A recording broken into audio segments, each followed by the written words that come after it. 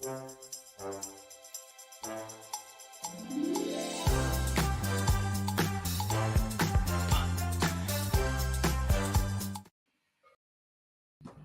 everyone, it's Meghan with Craft Express, and thank you so much for joining us. We all got together as a team about 2 weeks ago to talk about VersaFlex, a brand new product from Sawgrass that Craft Express sells.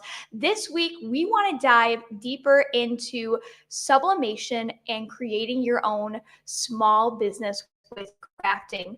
We to take your hobby and making it into your side hustle or maybe even your full-time job. In order to do that, I have, of course, the Craft Express Dream Team alongside me. I'm going to bring in our CEO, Vic Patel, along with our social media manager, Abby. Hey, Abby, pay attention. We're live. I'm looking at the live. Well, are we allowed to say something now? You are allowed to speak now. I've unmuted you, but know that I do have the power to continue to mute you. I wish I had that power for you. I don't doubt it. I don't doubt it. And we have Sarah Clark in the stream right now saying hi to each and every one of us. So Hey, hi, Sarah. Sarah. Thanks for joining us. Hey. All right, last time we were all together, we talked about VersaFlex. We had some live demonstrations going on. This time around, we're talking about taking your crafting hobby and turning it into a side hustle. So, Vic, this idea of a side hustle is something that you've kind of coined and have really been talking a lot about to the crafting industry. Can you give us a small explanation of what a side hustle is in 2025? So I'm not sure I coined it. That would be a bit of a stretch, but it is something I actually talk about a lot, right? I mean, it's like a non-stop event for me. I think I talk my sleep about this. You know, a lot of folks get into crafting because they enjoy it and they want to give products that they make away to friends and family members. And what I've learned over the years, and some of the folks on the call hopefully are nodding right now, but that somehow turns into a bit of a hustle, right? Where people start paying you to make things for them. And it may not seem like that, you know, that you want to get paid for it because you enjoy doing it so much, but you're making money on it, right? And that's my definition of a side hustle is making stuff, selling it, and meeting your short-term goals. Now, you bring up short-term goals, which is something that a lot of people actually don't talk about. When people talking about wanting to make more money, not everyone gets into the weeds about what their goals are with that. When you think it, you think, oh, people want to have a bigger house or people want to have that brand new car. But that's not what you're talking about with short-term goals. And I want you to kind of explain that because I think it makes the idea of being able to do this sound so much more grounded and achievable. Wow. You mean something I said actually makes sense to you? That's great. I have a script that I'm following. Okay. All right. No, but it's true. So, okay, you're right. Most people have this amazing goal of, you know, I need to move out of my parents' home and I need to get an apartment, or I need to move out of my apartment, need to get a house, right? Those are good goals. There's nothing wrong with those goals, but those are big goals, right? They're lofty goals, and they take you saving up a lot of money to do things. What I mean by short-term goals is, okay, I'm going to be going out with my friends in a couple of weeks, or I'm going on vacation. I'm going to need some spending money, right? How do you hustle and make a couple of $100 extra for spending money to go on vacation? Or, you know, maybe you're a single parent, and you know you need to save up to make sure that you could take take your kids out to dinner one night for their birthday or something, and you need to save up money, right? And these are real life goals. These aren't things that we're making up. everyone has these goals, right? Everyone wants to buy something. It's not a need, but it's a want, right? Mhm. Well, that Right. want, I'm gonna have to save up for that want. And this is how side hustles start. And they tend to snowball. So that's my idea of a short-term goal. Or I have an unexpected bill that I need to pay. I need to work a little bit harder or sell a few more mugs or sell a few more t-shirts. Right, right. And the, it's incredibly relatable. I know, like, I can speak for myself. I've done this. I talk about it all the time, but I sold customized ornaments to my neighborhood in order to help pay for my best friend's bachelorette party. Abby, I know you've done it a lot in your time. Yeah, I was thinking of when I first started crafting. I think there, and a lot of people I feel will relate to this. When you start from crafting and then you have friends or family asking you, "Can you make me this?" It feels a little scary to say, "Oh yeah, this is what I would price it for." But if we view it in that sense, like Vic says, like small goals, um, we it's better to measure small. It's not better. It's easier to measure small goals than it is to measure a big goal. And then along the way, we can get discouraged. But if we set a goal, like for example, my friend asked me if I can make her a tumbler for her daughter's graduation, then it's something. It's a short-term goal that you know that you can accomplish, and then you're ready to make those bigger commitments or bigger goals along the way. I think it's a good that we're starting on that topic of measuring, because that's what it is. When you have a goal, you're measuring a success. You're measuring how to get from point A to point B. And so when I started like that, or when I started crafting, it was just crafting. It was just a hobby. We call it, it's just a hobby, but you invest in those hobbies. So now you need Yeah. money to continue investing in your hobby. So for me, it started with, it's just a hobby, but then now I want to get into sublimation. So now I need to like save money to buy my printer, for example, right? So then how am I going to get to from crafting to buying a printer that is a lot pricier than me getting a tumbler, for example? Then I can start selling what I currently have, right? Pricing that and set that money aside for that printer, for example. And so I think it's great to start setting up small goals that you know you can meet before you start jumping into something like hurdles to something bigger. It builds that confidence, and it's something that you can measure, and it's not something that it's too big where you're, like Vic said, you're having to save money for a long period of time. And for me, it started like that. My journey started more like crafting, more like a hobby, and then figuring out how I can make that money for my next purchase, for my next hobby purchase, right? So even if you're a hobbyist, even if you feel like you're not ready to sell, to start up a business, you still have to have goals set. You still have to come up with that money. For me, it started like that. Then I had friends and family asking for things. So now I started charging for the things that I made, and that money came back to what I wanted to do, to what made me happy. And ultimately that's what it is. Even a hobbyist, when they turn into a business, is you still want to enjoy it, you still want it to make you happy, you still want it to be fun. And so that's a great point. Like, that's a great point to start with these small term goals. As a mom, like you said, thinking of my son's birthday is coming up. Okay, what can I do with all the expenses I have? What can I do to make a memorable birthday? Graduation. I have a son graduating. What can I do?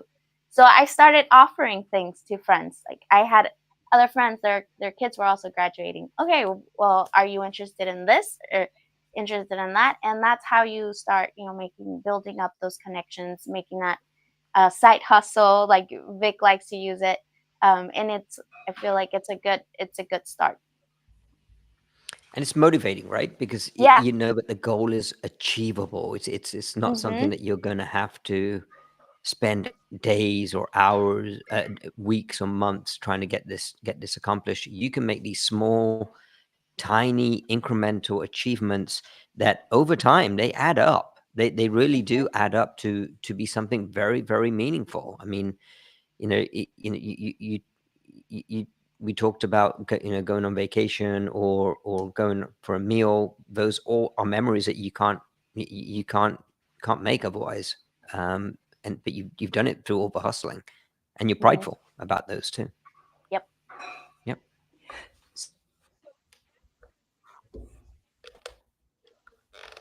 Stuff to make enough money to invest in your next purchase, whether that be as a hobbyist or whether that be as a small business looking to offer more products or different products to your customers. So let's talk about scale for a second, because that's something that scares a lot of people ahead of getting into a small business. Is how do I grow?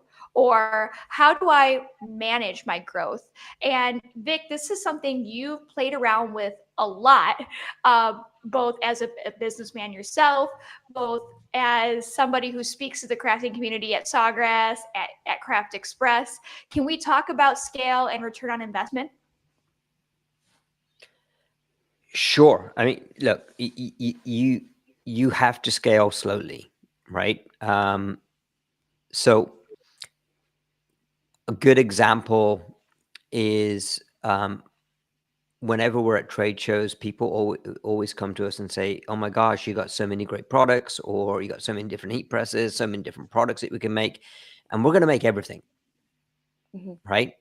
Yeah. So you're scaling really quickly on buying equipment and spending money, but you're not scaling quickly from a focus perspective, right? If you try to get everything, you will achieve absolutely nothing because you won't know what to focus on. And there are some folks I'm seeing people as they dial in here. I've talked to a few of these folks, right? And a few of these folks have been through very similar situations where they want to make everything, but they will never focus on, they will never scale correctly. But ultimately, what you want to do is focus on a few things, do those really, really well. And those few things will lead you to scale, right? You'll start making money. The short-term goals that you set maybe, you know what? Instead of an SG 500, I want to buy the SG 1000 because I can do larger shirts or I can do larger products. That will lead me to buying a bigger heat press, right? That is scaling. Scaling is I'm gonna sell to my neighbors and my friends and family. Scaling is, oh no, I'm doing that. People are enjoying this. I've learned something. I'm going to I'm going to scale and open up my own Etsy store. I'm going to expand a little bit, right? I'm going to come out of my comfort zone, out of my neighborly zip code selling area, and sell to my tribe or my followers on Etsy, right? Or on Facebook. That's scaling, right? And doing it in a way that does not make you want to be a little uncomfortable, but doesn't make you completely uncomfortable, right? Everyone needs to be a little uncomfortable, right? Everyone's uncomfortable asking for the sale. Yeah. Everyone is, right? And so that's okay. But if you don't ask for it, you'll never get it, right? You could talk all day long about how cool the heat presses are, but if you don't ask people to say, "Hey, what are you ready to buy it?" They won't buy it. Yeah, Does that answer your question, Megan, or did that go off track? No, I would say that you definitely answered that question. And that is good information, because we do have a lot of people in here. Like you said, I'm looking at the list of people who have come to us asking questions about starting a small business. And one of the other things that people need to be aware of when starting a small crafting business is do not sell before you test your product. Oh yeah. That might be one of the biggest mistakes that we see people make. Is people order a bunch of product, they're ready to get started, they're incredibly excited, and it's all completely understandable. But the problem is they'll take orders and then they go, "Oh, I've never done this before. I don't know how to press this. I didn't order enough." That's another big one. And then you see it in the groups. You see in the groups, you see people chatting like, "I need this ASAP, right? They're like, I have this order. I need to make 20 tumblers, but I don't know how to do it. My printer's having issues. How do I print? How do I do that? Can someone help me ASAP? And it's like, Yeah. it I doesn't got to work get this like out by this that. afternoon. Yeah, Okay. I have, and then you're like, it doesn't happen overnight. I can't just Right. go by or get my printer delivered, get my press delivered, and then start doing something when I don't know how to do it yet. So, and then I think that's one big step that a lot of people skip is you need to learn first. You need to learn your equipment. You need to learn how to use it. You need to practice.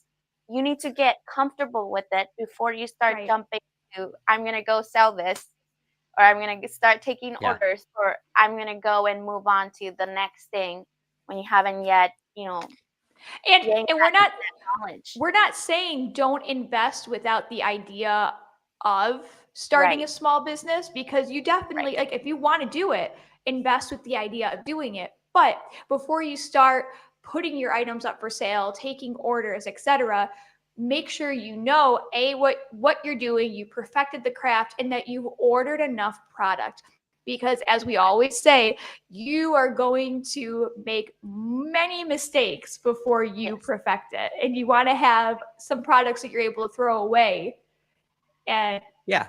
not have to worry about. Listen, there isn't anybody on this call who didn't tumble and fall before they Hmm. started walking, right? Right. Exactly. Not a single person, right? So, Hmm. I think I heard Joel say it on a live a few weeks back. You know, expect failure, Yes. right? Mm-hmm. Because from failure will come success, right? You Right. will master what you're doing, and this is the most important lesson of all, right? Hmm. Which is you've got to keep pushing forward, right? Just because my first print doesn't come out or it's crooked, I got some ghosting, this stuff doesn't work, oh my gosh, what am I going to do? Keep going, right? Your temperature and pressure said readings, the Craft Express one, they're not working for me. Well, change them, Yeah. right? You know, it can be very simple. You may have a little bit more humidity than what we do over here, where we set our Oh time yeah. and temperature pressures. You may have less, right? All these little factors play a role. You might have an air conditioning vent that is blowing directly onto your heat press. I don't Hmm. know. I do not live in your house, right? But this is the most important thing. Don't give up. Yeah. And the reason is this tech has been around for 30 years. It has survived. It is almost like a gator, right? Hmm. It's been around for a lot of years. It's not going anywhere, and it works. It works really, really, really well. And that means everyone. That means there is a way of fixing these little small mistakes that you may be making, or altering some of the settings that you may have just to get it perfect for you. And a great Yeah. example is I never change my temperature setting from 385. It's Hmm. always there, right? What I do change is the amount of pressure, maybe an amount of time. It's only two levers I have to pull in that particular instance, Right. instead of trying to pull three levers and get them all right. Hmm. I would also add to that is jotting down your process. Like when I first began crafting in general, I had a notebook, and that notebook had notes, and I would go over my notes, and Wow, I would notebook had test, notes. That is pretty cool. and I would thanks. I would make notes of what worked and what didn't, and then I would test it until I knew that this was what I like. This was the formula I needed to create whatever I was making. And then another thing that really has worked for me what is to go and search for information. Like at Craft Express, we have so many tutorials, videos. Um, we have blogs, we have all this information. Read it, study it. When you've learned from it and you're ready to commit, go and purchase and go with confidence because you have Yeah. learned how to do it. And then once you have it, go watch it again and try it and make your notes. I think that jotting down a process and then going back and reading what you have done and looking at what you have accomplished helps again build that confidence, and it goes step by step. I've done that. I don't know if Vic or Megan have done that, but I do that. I go and back to what I've made, and then I go to where I'm at now, and that helps me continue to build that confidence to say, okay, I'm ready for the next thing because I can do it. Like I can prove to myself that I can do it because I have this Yeah. evidence. You Well, know? well, listen, I'm a guy, so I don't need to follow instructions or write down Yeah, anything. I just yep. do, right? Actually, I don't write things down. And We know. I'll be that person that will try the same thing over and over again and trying to figure out why it doesn't work. It's because Mhm. it's a definition of chaos, right? Doing the same thing over Mhm. and over again. But look, I kind of a side note, guys. Everyone that's listening in, these are the conversations that the three of us have on a Yeah. regular basis. This is Yep. what we wanted to do these lives. And I'll be honest, it wasn't my idea. It wasn't Megan's idea. It wasn't Abby's idea. It was my son's idea, right? It Who it one was. who one day when I picked him up from school, and he listens into a lot of my conversations with Megan and Abby and the team, right? And I put down the phone and he goes, "I've got an idea." He goes, why don't you do this live? Why don't you have these conversations live? Right? Like a live podcast. And it You did. percolated for a second, right? And I said, okay. So you know what I did? I dialed the whole team back again and I made him pitch it to to the whole team and said, "What do you think?" Right? True. And Yes. it's been several months, right, since he came Yeah. up with this idea. He has no idea we're doing this today, but this was his idea, because we do in our team meetings, we have these types of conversations. Now sometimes they're certainly much more animated, right, in nature, and they may include some vernacular that's not appropriate for this channel, but this is what we talk about. We talk about, how do we message things like this more effectively. Mhm. And my son hit the nail on the head. Just have this authentic conversation, right? And Right. answer the questions, and that's what we're trying to do. And it seems like it's resonating with a lot of people. So I'm going to go back a little bit. First we've had some highs, like Aunt Karen said hi. Hi, Aunt Megan, Karen. Gina said hi. Going back to the goals, Sarah Clark said that everyone focuses on the long term without starting with the short term first. Mhm. We had Paul say hello. Sherry's on, of course. Sarah Clark said when it comes to people selling things before they really mastered their craft, I see it all the time in the cutting machine groups. People who Mhm. just got their machine, who have never used them, who have taken orders and have no idea what to do. Oh yeah. Um, Sherry said, I've had a lot of failure, but I do keep trying. And we can say Yes. Sherry 110% keeps trying. If Yeah. there is somebody in our user group who is the definition of like, I get knocked down, but I get up again, it is Sherry, because she is constantly working to perfect her craft and it's paying off for her. Yeah. And don't forget, Sherry is a big ice hockey fan too, so it makes sense, right? Get knocked down and just It keep on does. going. Don't worry about the teeth. We'll pick the teeth up later, but let's just keep going, right? It does. Joel said the thermometer and the temperature gun has been Yeah. his savior when it comes to pressing. Sarah Clark said that you don't answer your emails, Vic. I'll leave that to be a personal thing between you and Sarah. Sarah, I know he doesn't answer his emails too.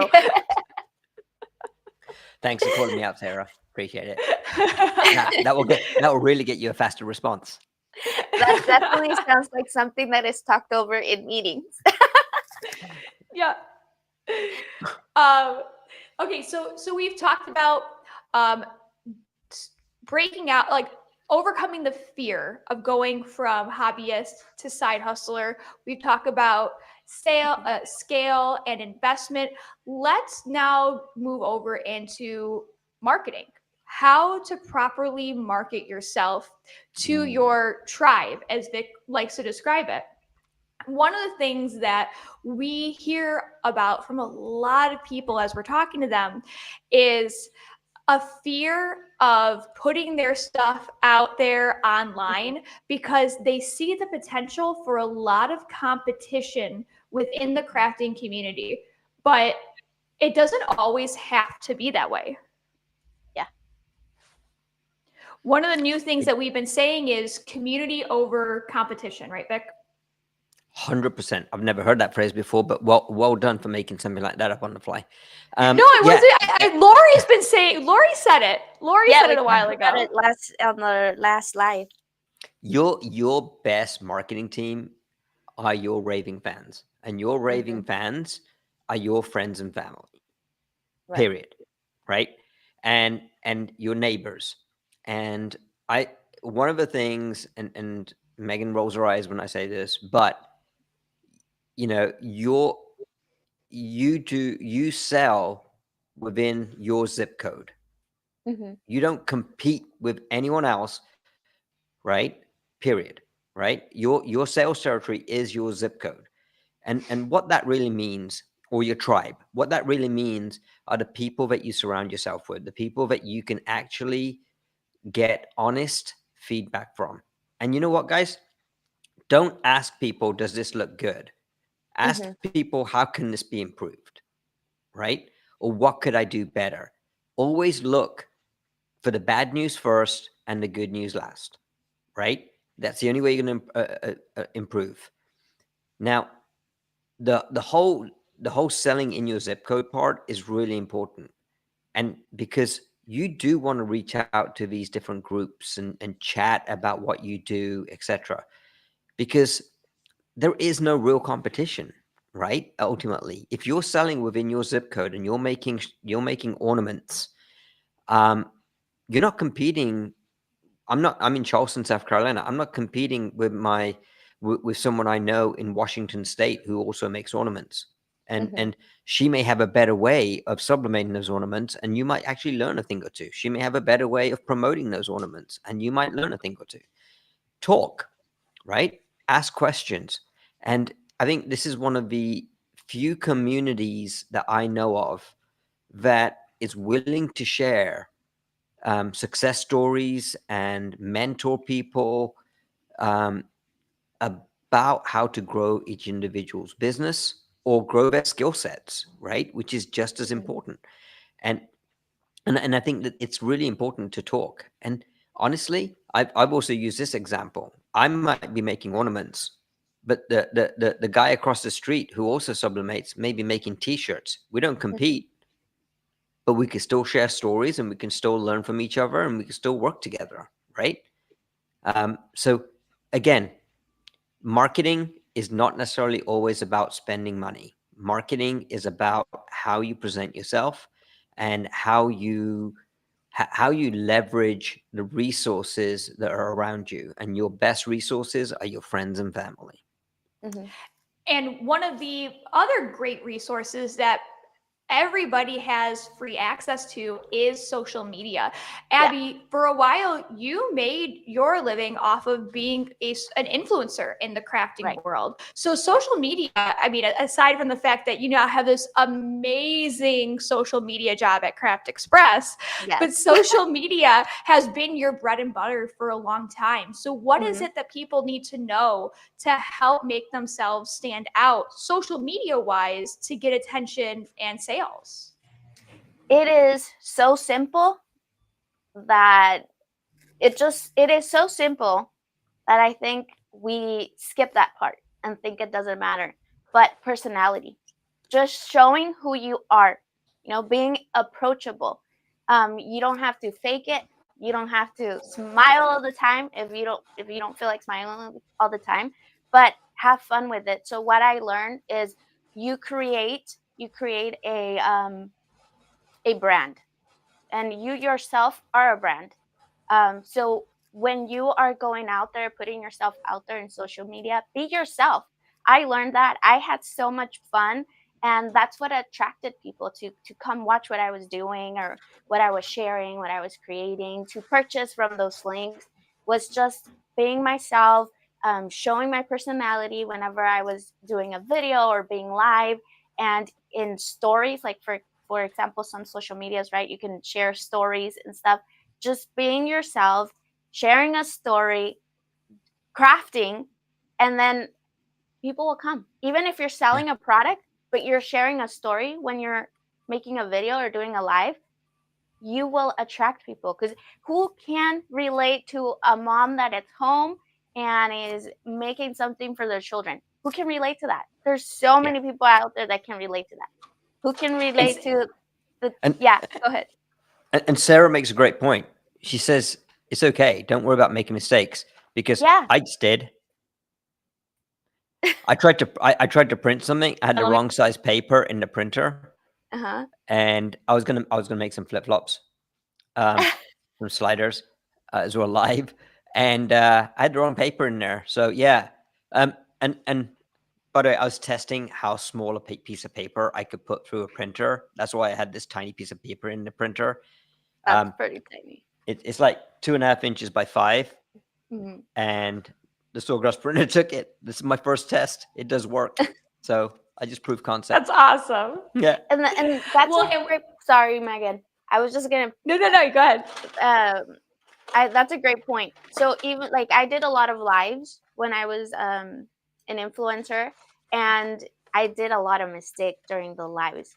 But I never took it as like, oh, I did a mistake. It was life, and go into panic mode. It was always like, oh, that's okay. We did a mistake. Let's do it again. Let's walk through the steps of what we could have done to prevent this. And then that is helpful, because if everyone else is watching and is just starting their journey, it builds their confidence, because they said, oh, well, she does such great stuff and she made a mistake, then it's fine if I make mistakes, right? But again, going back to what Megan asked, is just being yourself on social media. Remember that you're a brand yourself, so show who you really are. Who are you targeting? You're targeting people just like you. We're all normal human beings that go to school, have jobs, have children, and remember that we are all sharing the same, maybe not the same, but the same activities that we do on a daily basis. And if you put that in your content, you are much likely to attract people, even if Sarah or Megan is also doing the same thing I'm doing, but it's different. We have different personalities. Our designs might be different. Maybe Megan likes to do a lot of crime related tumblers, and I like to do princesses, or I don't know. And there is a difference. So even if we're in the same zip code, or we have the same following, they're different content, and that's one person. I don't know. Mike is going to watch Megan and Abby because he likes crime, and he likes that Abby does princess stuff, and he wants to do princess tumblers for his daughter, and he has another daughter that likes crime. So even then, even if you're doing the same things as your neighbor, personality is what really matters when you're Megan doing likes committing the crime. social media. And No, do like I do. crime podcast. I should have cleared it up, right? It sounded a little weird. No, it's okay. You say what you want to say here on this session, so you're good. It's kind of like that old saying, like when you're dating and they say, oh, there's someone out there for everyone. Well, there's a content creator out there for everyone. Somebody is going to find your content interesting. And we actually have a bunch of comments flooding in. Can I just go ahead and take a look at these? Oh, wow. Maggie says, quote, I have not failed. I've just found 10,000 ways that won't work. Thomas Edison. That's a great quote. Great quote. Let's see. We have Paul that said, this is what I was waiting to hear. Thank you, Vic. I like talking or listening to people or groups talking about something I am interested in. I love this. What else do? It is great. We have Joel. This is a Joel. great comment from Joel. He says, putting my soccer coach hat on, quote, the best coach is the best thief. Us coaches would copy each other's training session and made it better and shared our findings with others as senior coaches. Well, That's Vic awesome. always, one thing that Vic always says, there's no need to reinvent the wheel. The wheel. Yes. Yeah. There's no need, You're Okay. just going to make another round wheel. Sherry has a great comment here. But what if you're camera shy? I was never one to get up and speak in front of people. I was always the one behind the scenes working for my boss. Everyone knew my name, but never saw who I was. I know you can't believe it's true. Sherry, that is a great question. Yes. And something that we don't talk about enough because we think content creators, we think in front of the camera, spokesperson, but there's a lot of people who make content that it's just their hand. You see, Abby makes it a lot of just their hands or just posting pictures, but it doesn't always have to be visual. Yeah. It can be a blog. Yeah, Yes. and you know what? You're dying to say something. No, you'll be shocked at the number of content creators that are actually really introverted. Yes. And I'm talking like if they have to be face to face with people, they almost have a panic attack, right? However, being on camera, they're a completely different persona, right? Different personality, right? So yeah, I think there's a couple of ways to handle that, Sherry. One, yes, the hands thing is one, right? Showing people how to do things by hand. Podcasts are another where you're just vocalizing your feelings, your ideas, talking to other people. You don't have to be on camera, and quite honestly, I it's okay if you're camera shy or you're a bit awkward in front of the camera, because in today's world, being awkward and being genuine and authentic people respect it. Yes. And this is one of the reasons we're doing this. We did not rehearse this. There is not a single part of this that has been rehearsed, right? Literally 10 minutes before we got on, I was like, so what are we talking about again? Right? And that was it. So it's okay to have bloopers. I remember when I was at Sawgrass, I said the word bloody on a live, and I got slapped for it, right? But people liked it. That was me. That was how I felt at the time, and I said it, right? It's authentic. Just like I did a few seconds ago. Yeah, it's authentic, and it's okay. People relate to that. In fact, I'd rather listen to those folks more than the folks who actually rehearse for days and weeks and create a show out of it. To be honest, I get more out of it. Yeah, Joel relates to this. He says, I was camera shy, and now he makes content. Yeah. Hey, Joel, you like this? Hey, hold. It's not. That's cool. It's not exactly soccer, but it is football. It's the other one. So I put a photograph of a football field, put the Charleston Crafty tumblers on there, and a vector file. So Isn't that cool? That was really good. This is a great segue into talking about design, because one of the things that holds people back too is design. They don't know what to put on things. And Vic, that's a great example of a design that you should never sell because it was bad. Like it. I'm kidding. You're the worst. You're not kidding. You're in Italy. I can't get you. Whatever.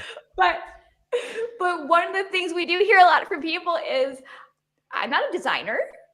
Yeah. I don't know what to sell. What can I make that people want to buy?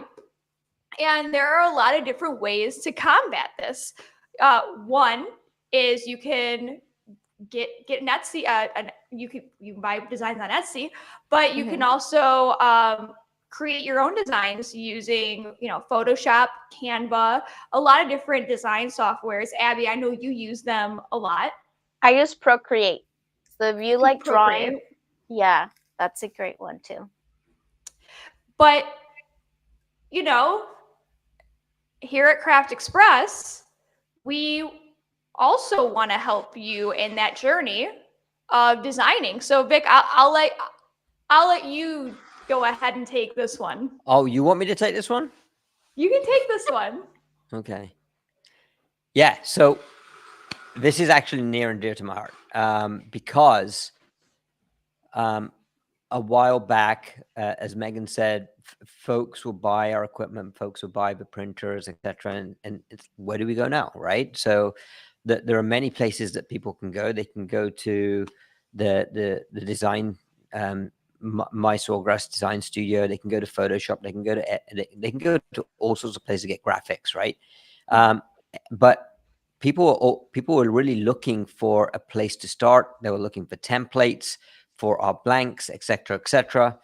And then so we came up with this concept. We said, well, what if we created templates that can go into Canva, right?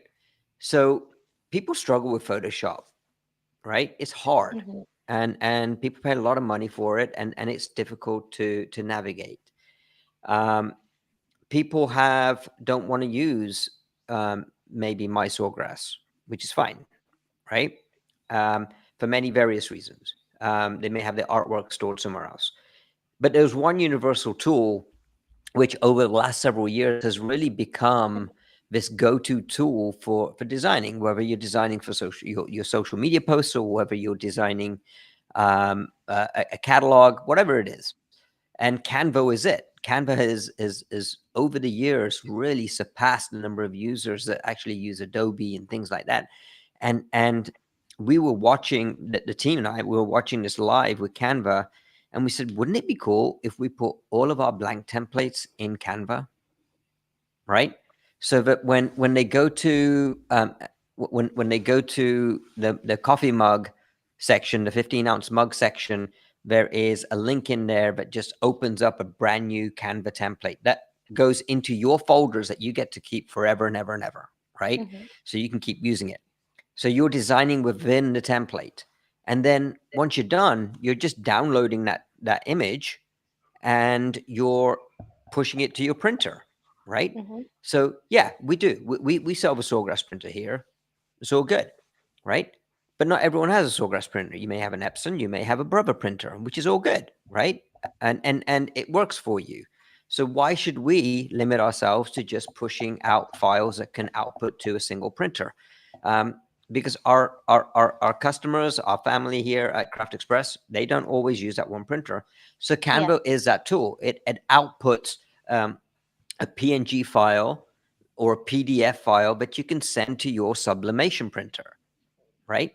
And guess what? You keep that file. It's yours. Nobody's coming to get your art files, right?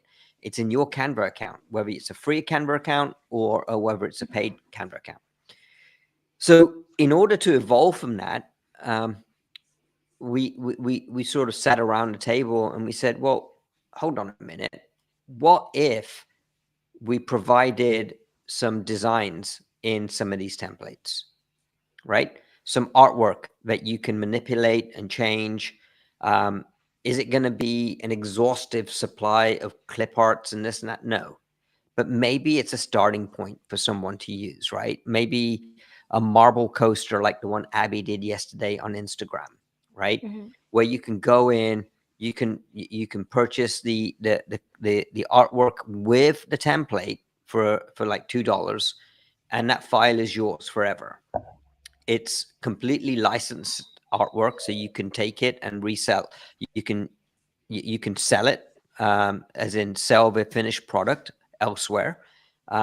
It's yours to do what you want with. And so over the last couple of months, both Abby and Megan in the background have been working to create a slurry of templates to go into Canva. Um, we're just starting to associate some of those templates as of yesterday, actually, to some products. Megan has been working diligently in creating project cards for these products, right? These with the templates in there and the graphics in there to help you walk through the process. So think of these project cards as recipe cards, right? They're going to give you step-by-step instructions on how to complete this project. So we talked earlier about how do you get over this learning curve of of designing and selling and learning. Well, this is your sort of catalyst to do that, right? It's your time to now take a look at these project cards and to say, okay, I'm going to follow this step by step. I may need to tweak a few instructions here and there, right? Where I'm changing my temperature a little bit, or my time and pressure because of where I am, or my heat press is different. I don't care if you're using the Craft Express heat press or not, right? We just want you to be successful. And so we've created this series of project cards. I don't know how many are there, Megan, so far, but we've created. There are about like 17 on the website, but we have created more than 60 that we are slowly rolling out. Yeah. So let's think about that.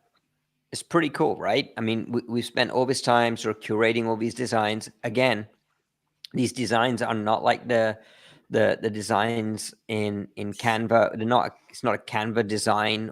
These are fresh designs, and you're going to take them. You're going to add value to them by putting a name on there, changing initials, changing colors, do what you want with them, and then imprinting them onto a blank, right? And the template is designed to download like a 4x4 coaster.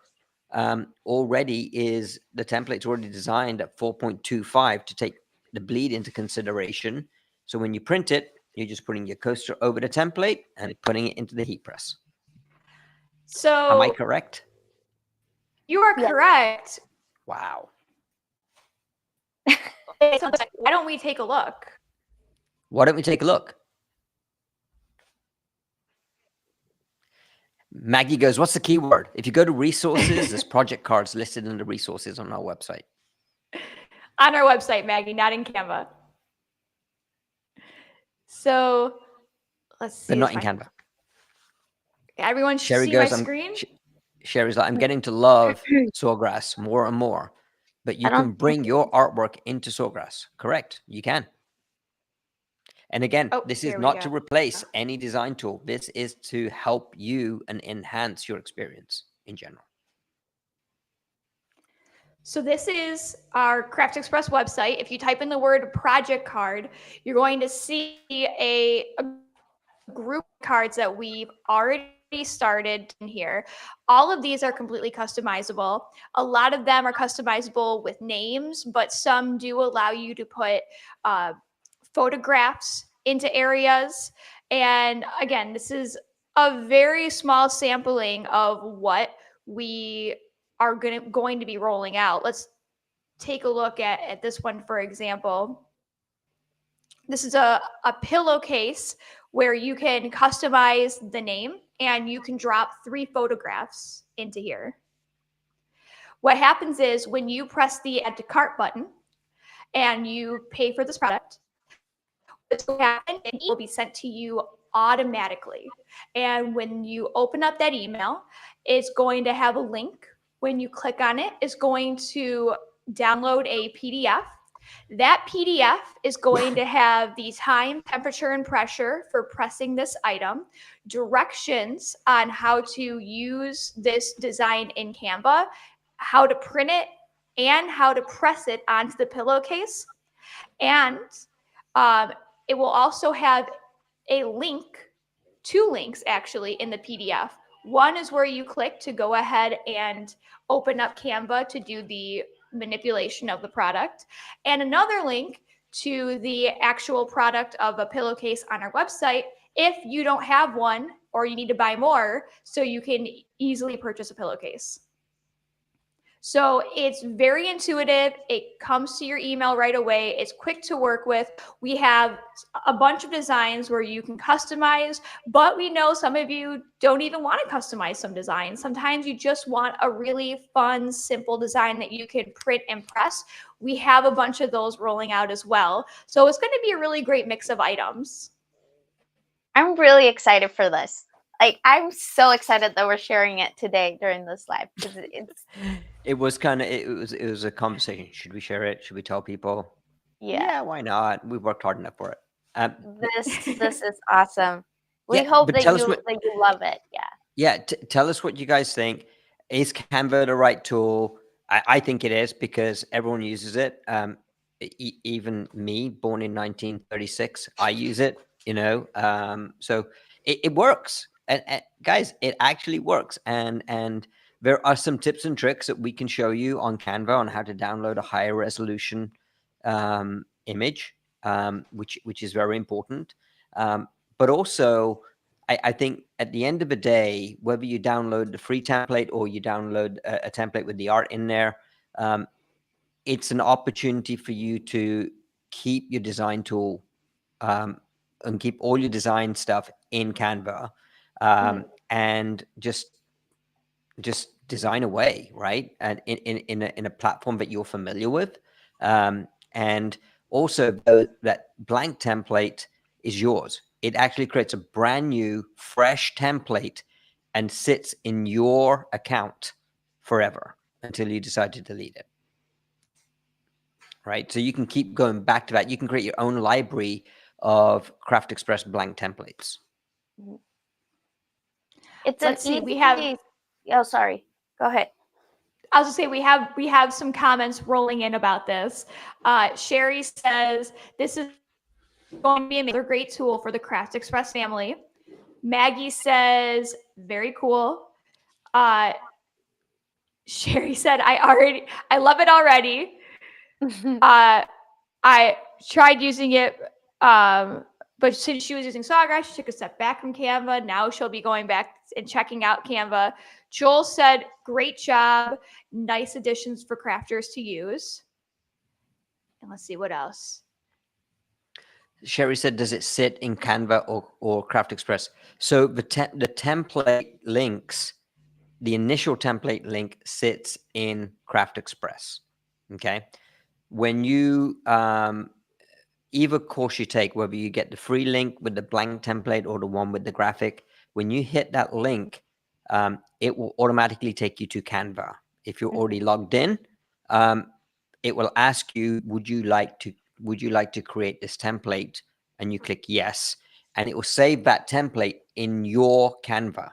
So now that link resides in your Canva until you decide to remove it.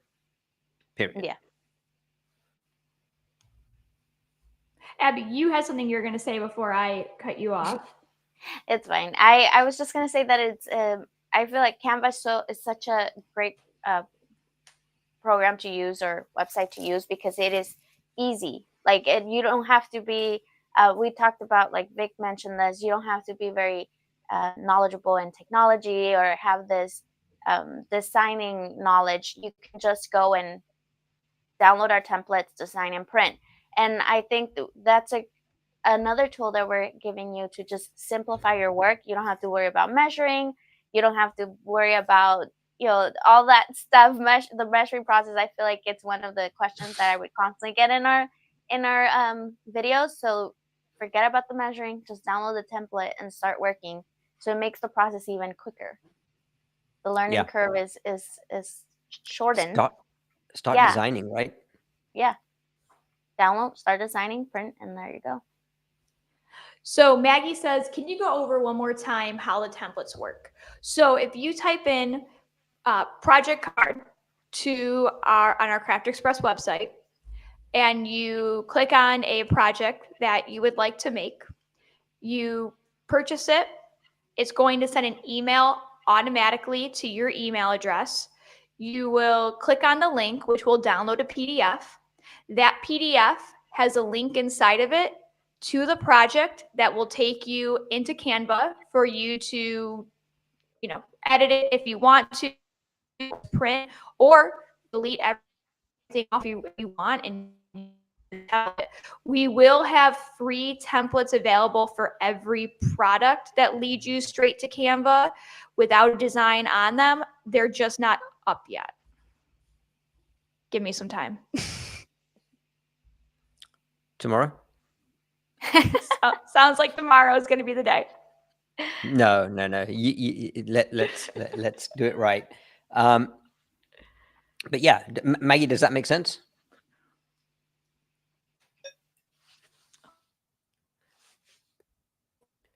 I know she can't talk back, but I sense the universe is saying yes.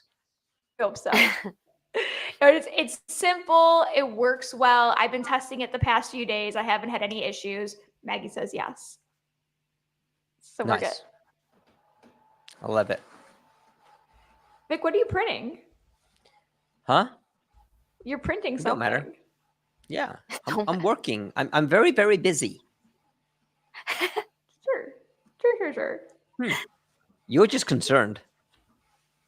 I'm concerned about the design. Yes, I know you are. You should be. I don't want you to be concerned, though. I will be. We've talked about design now when it comes to your crafting small business. Let's do the final thing that is important when it comes to your small business, and that's pricing. How do you determine what you should price your products at? That's a great question. That's scary. Just kidding. It is scary. So basically, the general rule of thumb is you make sure you cover your overhead costs. Make sure that you charge enough to cover your overhead costs and then some. And generally, and then some that will go, back into an investment into your company. But that is a really good way to look at pricing. But it is scary because people are worried, if I charge too much, will people not buy it? If I charge too little, will I not come out on top? And I think it's really good to know people will spend money on things. Like if they see it's priced more, they could value it more. So don't be afraid to charge more for an item. So let's talk about that. What would you value more? And then we can talk numbers. What would you pay $5 more for? Wait, is this an either or? Like what? This is a very open-ended question. Yeah. So when you said when people value something, what do people value more? Okay, so I can tell you, this is really out there scenario example, but I will always pay more for Lightning Lane at Disney because I value my time. So I think where Vic is going at, it's like if something has a personalized touch, you're likely going to pay those $5 more, right? Yeah, that's exactly right. But Lightning Lane is a kind of a personalized touch, right? Yes. Yeah, no, that's exactly right. So I mean, chauffeured to the front. Yes, exactly. You want to get the princess treatment. Exactly. So if I, for example, put out some Craft Express merch, right? It's great. Adds a lot of value for me, right? Because I want to walk around in Craft Express. You guys may want to walk around in Craft Express. I'll pay that $5 extra to pay for a Craft Express premium, right? However, if I have a picture like this, for example, right? So if I have this picture, I hate it here. Right? I hate it here. My favorite picture. I hate it here. Why do I work for this? Now, I'd pay $10 more for this, right? And I'd ship it to her too. I'm sure you would. You'd pay that shipping all the way to Italy. Just the left foot, though, not the right foot. Just the left foot. But The left so foot.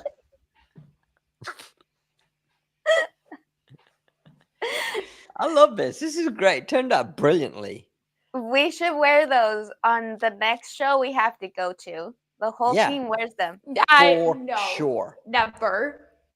For sure. So here's the real example, right?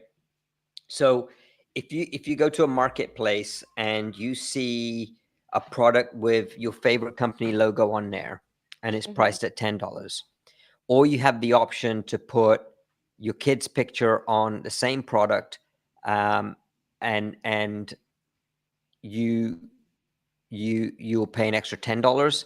Most people will pay that extra $10, Hmm. Right. right? Period. Most people will pay that extra $10 because you're pulling at that heartstring. Okay. Right. And that premium, right? That extra $5, $10 premium is what I call emotional margin, right? Hmm. Because Mhm. you're vested in that image, you're vested in that individual that you're going to get, or a name that you're going to get put onto a jersey, right? There's a reason why kids um, line up outside an Adidas store to get the Messi jersey or the Argentina jersey with their name on the back. It's personalized with their name on the back, with the Messi's play number, right? And Hmm. people pay a premium for it. How much more did that cost Adidas? Zero, Oh, right? nothing Right. more. Some Yes. in their case, it cost them a little bit of vinyl and 5 minutes of heat pressing. That's it, Hmm. if that, right? But they charged almost a $50 premium on on a shirt like this. And Joel can probably tell me if I'm BSing here, but it's true, and that's the difference. So I would tell you the biggest questions we get asked are, what, how do I get my money back on my investment, Hmm. right? And I think in the last call we had, we talked about the Versaflex system, right? And buying it for $900 with set of inks and some paper, et cetera, et cetera. And I talked about a little study I did about an image I put on a shirt, or printed out an image, and I printed out probably about 150, 160 pages, more than that, probably about 200 pages actually, of an image until a single cartridge ran out. And then I reverse engineered those numbers because I love math, and I calculated how much it would cost me for each print, and then how many would I need to sell? How many T-shirts would I need to sell with that print on there Hmm. to recover my $899? Right. Well, I calculated that if I sold between 80 and 90 T-shirts at $15 each, assuming a cotton T-shirt cost between $2 and $3, right? With the ink and with the paper, let's just say it costs about $4, $4.50. I would only need to sell 80 to 90 shirts in order to recoup, It's crazy. profit wise, the cost of my investment of the printer and the ink. Now, Mhm. I only ran out of one cartridge. So I'd only have to replace that one cartridge, right? Which you've got enough money to do because you've recouped your money on the Hmm. ink and stuff, right? So you've already made that money back. And so I've still got all the rest of the other ink left, and I can make more shirts. I can make up to 200 to 300 shirts. And your profit from all those shirts is now profit. It's not anything else, right? The heat press cost is negative. Most people already have a heat press if they do heat transfer vinyl or things like that. So they're not investing in the heat press.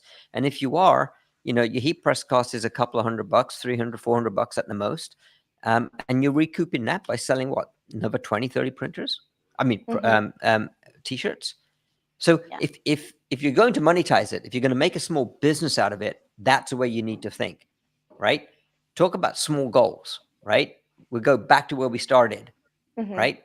Yes, If your true. initial goal is how do I get my money back, this is how you get your money back. I was Uh, sorry. Were you no, gonna go read ahead. Go ahead. something? No, no, no. I'll read the comments after I was watching saying that. a, I read a video just the other day, and I thought it was so interesting, and I think we can all relate to this. Um, but this video, this girl was mentioning like what's the problem when you are starting to invest in a business, or when it's the first job you ever have and you get paid. And so I thought it was funny. I could relate to it. If you guys are better at spending than me, then that's fantastic. But she said the first thing you do when you get your first job is you get this your paycheck, right? And you're like, wow, I have all this money. And then you go and you spend it, right? But she says, but in really, what you should do is get this paycheck, sit down, and then write down what you need to pay for, right? So I think one big problem that we can also, I would see it in my community, is they would have like this really big order of whatever it was, and then they received the money and then went out and spend it, and then they're like, oh, now I have another order, but now I don't have the money for the ink, or I don't have the money for, whatever material was needed. So I think a very smart thing to do is you get that order, you've already made up the money that you need to recuperate from your purchase. Well, then set some money aside. Yeah. So in case, like, because Vic mentioned that I still had ink, I only had to replace one, right? But he had to replace one cartridge. Well, what's the likelihood that while you're printing another 80 t-shirts, you are going to need to replace another cartridge? Well, save that money aside so that when it happens, you already have the money to make the purchase, or order ahead. If you see that you're low on this ink, order ahead and you have it, and then halfway you're not panicking because you have to turn in this order and you don't have the supplies that you need.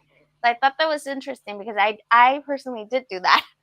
When I had my first job and my first paycheck, I was like, wow, money, went out and spend it, and then realized that money goes so quickly, and I Yeah. later It's easy to discovered I spend need it. it for something else. Yeah. Yeah. It's easy to create expenses. It's a lot harder to save it. Yeah. Yes. So make sure you're putting that back into your business, whether you're looking into like investing on another equipment or investing on more supplies. Make sure you keep it. Don't go crazy in spending until you have like your little cushion where you have money set aside and you're like, okay, I'm good to spend this amount on, I don't know, the new movie that's coming out. I'm thinking of the new movie coming out. That's why I said The Adventures of Vic. She's thinking of Lilo and yes. Stitch. Yes, Lilo and that's the one I Stitch. was talking about. And here we go, full circle back to Disney. And speaking of, other people understood your question, Vic. What would you pay more money for? Better than I did, because Sherry said a personalized item, not just generic. Maggie Yeah. said personalization. So everyone else got it before I did. Yeah. Megan, very sweet, says that we make a great team, all of us. Oh, thank you. Thank you. Sherry said, hey everyone, I just purchased a pillowcase and downloaded this Craft Express team. Thank you for being many steps ahead of everyone and creating the Thanks, Sherry. pasting into every piece of marketing we do for this. So thank you. Yes, thanks.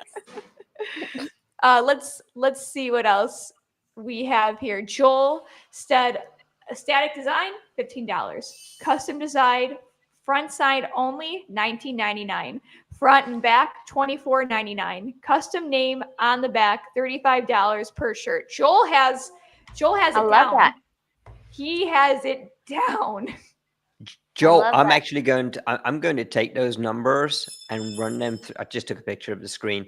I'm gonna take those numbers and run my calculations, if you don't mind. I'll share them with you, of course, based on my math magic, and I might give you a call to get some tips on a couple of things. But this is great. This is Joel. Yeah. He does this for a living, right? Yeah. And so it's a great example of pricing. $15. Our $15 thing wasn't off, right? But I did learn. I forgot. Okay, what if people do print front and back? Okay, great. Mhm. So you're going to make a little less money, but it's that single shirt still, right? Yeah. And then and then if it's custom, you're going to pay a little bit more for it. So this is brilliant. I love this. Yeah. Thank you, Joel. Thank you. Yeah, Maggie asked me to show it again. I'll keep it up for a second here because I think a lot of people are getting out their phones and taking a picture of this. Yeah. Sarah, in speaking of, it's so easy to spend money as opposed to save it. Sarah Clark said, it's easy to nickel and dime. Oh, it's only $2. Oh, it's only yeah. $5. But over time, it adds up. And you're right. All right, everyone get their photo. Check out your subscriptions, right? Yep. Awesome. Are there? I feel like there was another piece of information. Oh, one more thing to talk about. I know we're running a little long here, but if someone were to start their business right now, we are going into the summer months. What are the main ideas and products that they should be hitting their audience with right now? I'm going to go ahead and start. Okay, we're at Memorial Day already, so we're past it. 4th of July, you're on the cusp. Like, you better start making and marketing your 4th of July. I would say right now you got to start focusing on back to school and making product for Christmas. Yes. Yeah, I don't disagree. You have to stay ahead, right? And think of how retailers work. You know, probably a bad example, but every year I feel that, Christmas is put out literally before Halloween nowadays, but literally, they put out Halloween, and nowadays it's basically on Halloween day they're chucking that stuff out and they're putting in Christmas, right? And Yeah. they're moving very, very quickly on the retail space, but that's how you need to be thinking, right? However, we're not a consumer, right? We're a producer. Yeah. Right. So that means you have to start thinking like a producer, right? The farmer does not sow his fields 2 days before the oranges have to go out to the stores or to the wholesaler. They sow them months ahead in advance, right? Or their seeds months ahead in advance, because they got to let the crop grow, and then they got to harvest it, and then they got to process it and then send it. You have to do the same thing. You have to think about, okay, what am I going to make for this holiday? What are the designs I'm going to use? Where am I going to sell them? Right? Who am I going to sell them to? And when am I going to sell them, so they don't miss their holidays and I have enough time to make the orders that I receive? Right? So yes, there's a lot of things, a lot of steps here, but work backwards, right? Work on Christmas Day and work backwards on what you have to get done to meet your deadlines and when you have to meet them. Again, small, manageable steps. This farmer analogy might be one of the most mind-blowing things that you've said in a while. I was inspired. Here. Sherry said, yeah, Hobby Lobby has fall and Christmas flooding their shelves. So it's happening. Yeah. It's happening even sooner than we thought. There's a whole different reason for them having that stuff there. But yes, you're right. It is happening a lot sooner. And one of the things that we have going on this weekend, yes, it's Memorial Day. That's generally a really big sales time. We have on our website 25% off of just about everything, 25% off blanks, 25% off heat presses, accessories, basically everything except DTF printers and Sawgrass and Versaflex. So if now you're looking to start that small business and you want a lower overhead, this is potentially the time to do it. We're helping you with the equipment, with the education. Now we want to help you when it comes to the design process as well. We really want to become that, one-stop shop that helps your business thrive. Right. Is there anything else that we're missing, guys? I'd love a coffee. Wait, that ain't gonna happen. Yeah. I'll ship you some. They got really good coffee here in Italy. I don't know if you know that. You'll probably get it wrong. It's what do you mean? It's easy. It's just espresso. Espresso. Is it? Yeah. It's just espresso. There's no X in espresso. Sorry. It's okay. Espresso. Espresso. It's the Rochester accent. I'll never lose it. Questions? Any questions as we wrap this up? We covered a lot today. Suggestions too. If Yeah, there's I think any Joel fell asleep for sure. Joel's definitely asleep. 100%. Well, this is not the last time we're doing this because next week we're back again and we're talking about everybody's favorite new product, VersaFlex. And what we're going to be doing is we have Nicole, Abby, remind me of Nicole's Ashton. Ashton. I always want to say Ashton or Ashburn. Nicole Ashton is joining us. She is a quilting influencer. We are going to have her on. She's going to show us some projects that she's made with VersaFlex and talk about how VersaFlex is changing the quilting game already, even though it's just come out. So that's going to be next week, same time, same place. It's going to be really exciting. Yeah, it's going to be, it's fun. I just came back from a trade show based around quilting and it was mind blowing how people actually took to one VersaFlex because we were doing sampling live, but this industry is out there and it's moving fast. And so we're happy to be a part of it. And if you do quilt, if you do embroidery, cross stitching, join. And if you don't, join anyway, because you'll get to see us and you get to see Meghan again. So of course. Yeah. Next week we'll all be wearing shirts with Meghan's face on it. Oh, great idea. That's hilarious. Let's not tell her. Okay. I'll never know. Don't let her know, please. I'm gonna get a tattoo. Could you imagine? I'll do a bumper sticker on my car. I like that. Well, guys, thank you so much for joining us. And I know we've taken up more of your time than we anticipated. But as usual, Meghan talks a lot, and trying to get her to shut up, it's tough. So difficult. But we're going to do more of these, and we promise that in our first session. I enjoy it. I get a lot out of it. And hopefully you guys do too.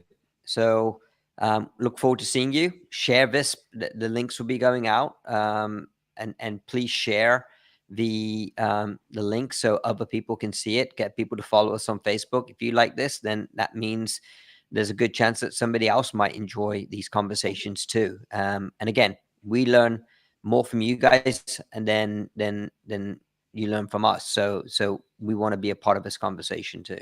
So part of your conversation. Thank you for being part of our team meeting this week. It was awesome. Yeah, it was great. Good job, guys. You too, Meghan. Be sure to follow us at Craft Express US on all major social networking areas. And until next Thursday, we'll be available via email or on social media. Email Meghan. If you need to reach me, email Meghan. Yeah, if you need to get in touch with Vic. Abby. Now she has jokes. Took an hour and a half to get her warmed up. All right. Hey, all right, guys. Sarah Clark says to tell Ishan that he had a great idea with this. Good. Thank you. I will. Thank you. See you next week, guys. Right. Bye, guys. Bye.